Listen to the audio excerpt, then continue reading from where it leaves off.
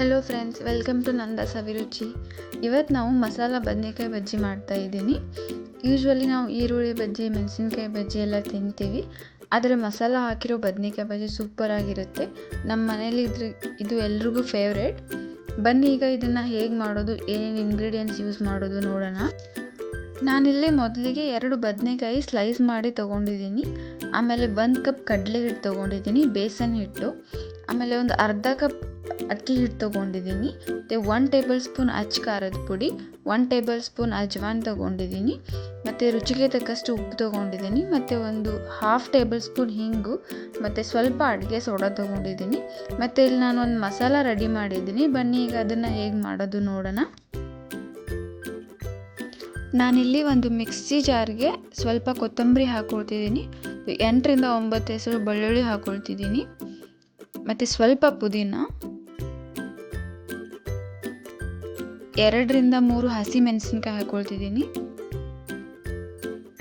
ಒಂದು 4ರಿಂದ 5 ಹೆಸರು ಕರಿಬೇವು ಹಾಕ್ಕೊಳ್ತಿದ್ದೀನಿ.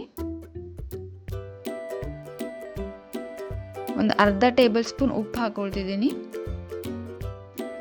ಇದೆಲ್ಲ ಹಾಕಿ ಚೆನ್ನಾಗಿ ಒಂದ್ಸಲ ಮಿಕ್ಸಿಯಲ್ಲಿ ರುಬ್ಕೊಳ್ತಿದ್ದೀನಿ. ಒಂದು ಪಾತ್ರೆಗೆ 1 ಕಪ್ ಕಡಲೆ ಹಿಟ್ಟು ಹಾಕ್ಕೊಳ್ತಿದ್ದೀನಿ. ಆಮೇಲೆ ಒಂದು ಅರ್ಧ ಕಪ್ ಅಕ್ಕಿ ಹಿಟ್ಟು ಹಾಕ್ಕೊಳ್ತಿದ್ದೀನಿ. ಆಮೇಲೆ ಅಜ್ವಾನ್ ಹಾಕ್ಕೊಳ್ತಿದ್ದೀನಿ.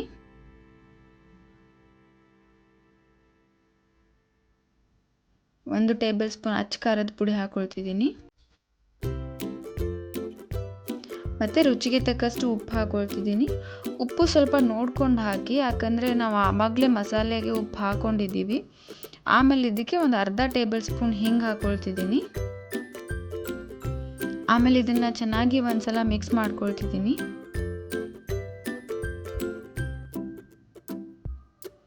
ಆಮೇಲೆ ಇದಕ್ಕೆ ಸ್ವಲ್ಪನೇ ನೀರು ಹಾಕ್ಕೊಂಡು ಚೆನ್ನಾಗಿ ಮಿಕ್ಸ್ ಮಾಡ್ಕೊಳ್ತಿದ್ದೀನಿ.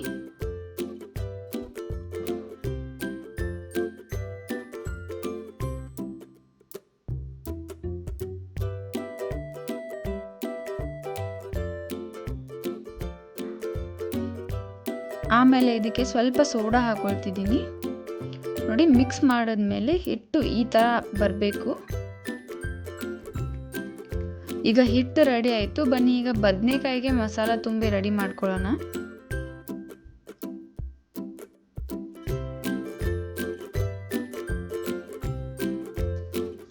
ಈಗ ನಾನು ಒಂದು ಸ್ಲೈಸ್ ಬದನೆಕಾಯಿ ತೊಗೊಂಡು ಅದಕ್ಕೆ ರುಬ್ಬಿಟ್ಕೊಂಡಿರೋ ಮಸಾಲ ಹಚ್ಕೊಳ್ತಿದ್ದೀನಿ.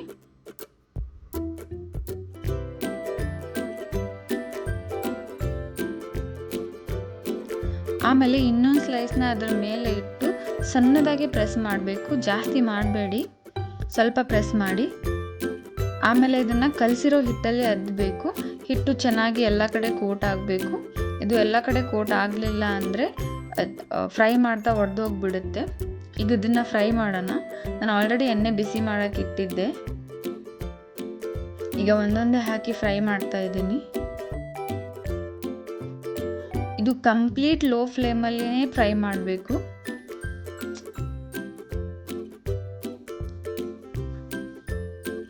ಇದು ಮೇಲೆ ಕ್ರಿಸ್ಪಿಯಾಗಿ ಒಳಗಡೆ ಬದನೆಕಾಯಿ ಎಲ್ಲ ಫ್ರೈ ಆಗುತ್ತೆ. ಅದಕ್ಕೆ ಲೋ ಫ್ಲೇಮಲ್ಲಿ ಕಂಪ್ಲೀಟ್ ಫ್ರೈ ಮಾಡಬೇಕು. ಇದು ತಿರುಗಿಸ್ತಾ ಸ್ವಲ್ಪ ಸ್ಲೋ ಆಗಿ ತಿರುಗಿಸಿ, ಯಾಕಂದರೆ ಇದು ಮಸಾಲ ಹಾಕಿರೋದ್ರಿಂದ ಒಡಿಬಹುದು. ನೋಡಿ, ಈ ಥರ ಫ್ರೈ ಆಗಬೇಕು.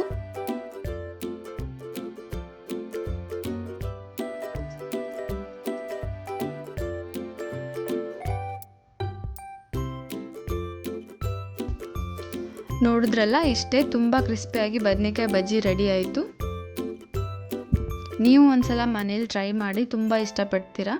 ಈ ವಿಡಿಯೋ ನಿಮಗೆ ಇಷ್ಟ ಆಗಿದ್ರೆ ಪ್ಲೀಸ್ ಲೈಕ್ ಮಾಡಿ, ಶೇರ್ ಮಾಡಿ ಮತ್ತು ಕಮೆಂಟ್ ಮಾಡಿ.